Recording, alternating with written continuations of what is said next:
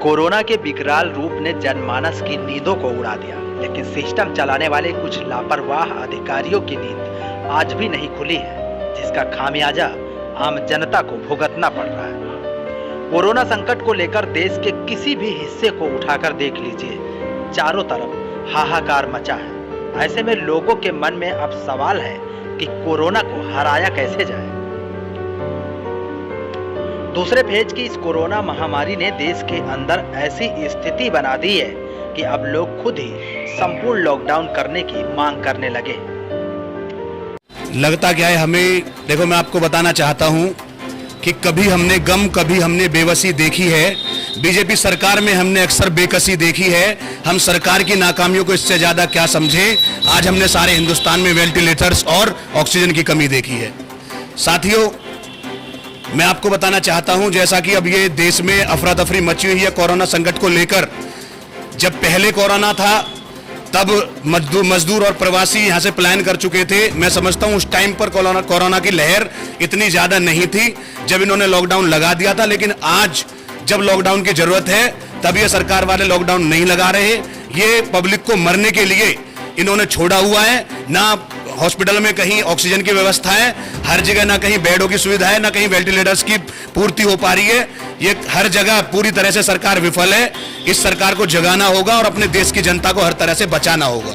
जरूरत है सारे हिंदुस्तान को संपूर्ण लॉकडाउन करने की, क्योंकि वीकेंड लॉकडाउन से सिर्फ मार्केटें बंद रहती हैं, सारी इंडस्ट्रियां चल रही हैं, सारे फैक्ट्रियों में काम चल रहे हैं। कहीं ना कहीं जब लोग उन फैक्ट्रियों में जाते हैं, इंडस्ट्रियों में जाते हैं, तो अपने साथ अपने घर जब वो घुसते हैं एक बीमारी को लेकर आते हैं और इस बीमारी से सारा परिवार उनका संक्रमित हो जाता है और धीरे धीरे एक एक करके परिवार के सदस्य मौत के मुंह में धकेले जा रहे हैं। मैं सरकार से अपील करता हूं, सबसे पहले लॉकडाउन, संपूर्ण लॉकडाउन किया जाए, जिससे कि जनता अपने घरों पर रह सके और सुरक्षित रह सके। और उसी के साथ साथ जब लॉकडाउन, संपूर्ण लॉकडाउन किया जाए तो मजदूर और प्रवासियों का ख्याल रखा जाए।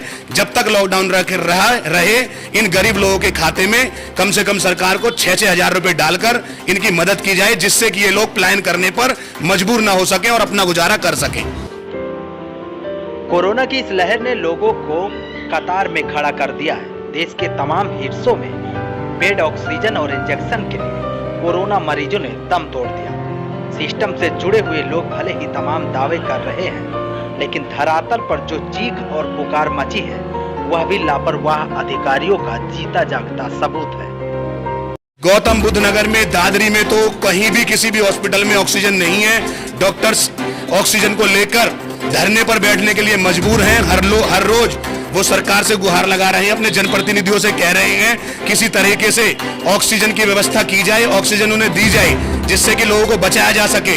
लेकिन कहीं भी किसी तरीके से दादरी के हॉस्पिटल्स में और नोएडा में ऑक्सीजन की पूर्ति नहीं हो पा रही है। उसी के चलते हर रोज किसी न किसी परिजन अपने मरीज को लेकर लाइनों में लगे हुए हैं। सैकड़ों लोगों की लाइनें जहां लगी हुई हैं, वहीं हॉस्पिटल में बेड न होने के कारण उन लोगों का मरीज लाइन में ही दम तोड़ रहा है। इस महामारी ने इंसान को इंसान से भले ही दूर कर दिया हो, लेकिन आम जनमानस आज भी मदद के लिए आगे आ रहा है। वक्त बदल जाएगा, फिर देश में अमन होगा, लेकिन आज जरूरत है मानवता दिखाने की, और आज कोई आपके सहारे का इंतजार कर रहा है। मेरे द्वारा तो मैंने अभी कुछ दिन पहले लोगों से कहा था कि मिलना जुलना तो लोगों से बहुत मुश्किल है, इतना बुरा संकट है। मैंने सोशल मीडिया के माध्यम से लोगों को जितना भी सामाजिक दूरियां बढ़ाते हुए दिलों को मिला के एक दूसरे के साथ रहें, सबकी समस्याओं को समझें और सभी को फाइनेंशियली मदद करें।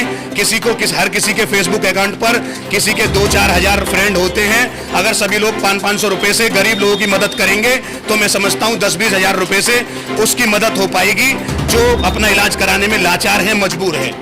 मैं लोगों से अपील करना चाहता हूं कि यह बहुत बुरा समय है। इस समय में जिस पे अपनी जान बचाई जा सके, जान को बचा लो, क्योंकि सरकार हर तरह से जान बचाने में विफल है। अगर लोग मास्क की जरूरत है आज लगाने की और 2 गज की दूरी बनाने की, तो जब तक ये 2 गज की दूरी और मास्क नहीं लगेगा तब तक इस बीमारी से निपटना बहुत मुश्किल है। तो सभी जनता से, सभी लोगों से मेरी अपील है कि अपने घरों पर रहें, सुरक्षित रहें, क्योंकि कारोबार तो बाद में भी किया जा सकता है, लेकिन अगर एक बार जान चली गई तो जान दोबारा मिलनी बहुत मुश्किल है। दोबारा जान जाकर एक बार वापस नहीं आती, और कारोबार तो बाद में भी हम लोग कर सकते हैं, बाद में भी हम अपने व्यवसायों को बढ़ाकर अपने परिवार की पूर्ति कर सकते हैं, लेकिन आज अपने घरों में सुरक्षित रहें और अपने परिवार का ख्याल रखें और अपने घर पर भी मास्क लगाकर रहें, जिससे कि इस बीमारी में हम जीत सकें और हमारा देश इस बीमारी से निपटने में कामयाब हो सके।